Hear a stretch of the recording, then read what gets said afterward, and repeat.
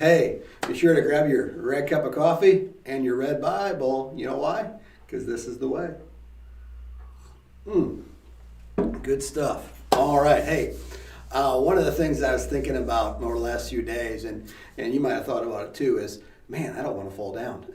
The snow is cold, the ground is cold. There can be slick spots. I know the interstate was a little bit icy this morning, and the side roads are definitely icy.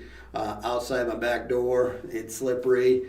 It's just there's a lot of times when we're sliding around, and we feel like we have no control whatsoever. Or you're trying to dig out of a financial hole, and the harder you dig, the deeper you get, or you just can't get out of it because you're trying to dig it out, and guess what? Somebody else is filling it in on you. It's like working with a toddler. If you're doing one thing and he's coming behind you, throwing the snow back in. You ever have somebody do that when you're shoveling snow? Then someone's coming behind you, throwing it back in?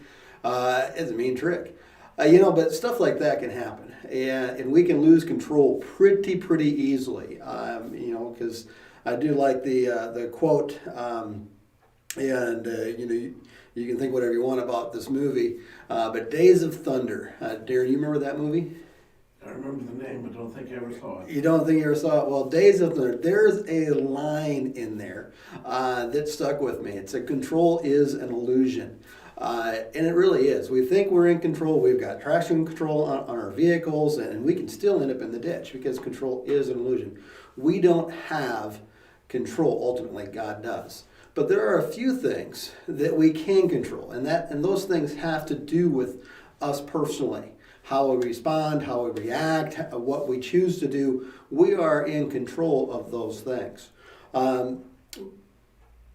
Proverbs 29:11 says this: a fool always loses his temper. They're always out of control. They're always losing their temper. And it says always. A fool always loses his temper. And I'm using the New American Standard this morning. But a fool always loses his temper. Think about that. They're out of control when it comes with their temper towards other people, towards things, towards whatever the circumstances. Boom, they're out of control when things don't go right. But then there's a contrast that Proverbs make here. But a wise person holds it back.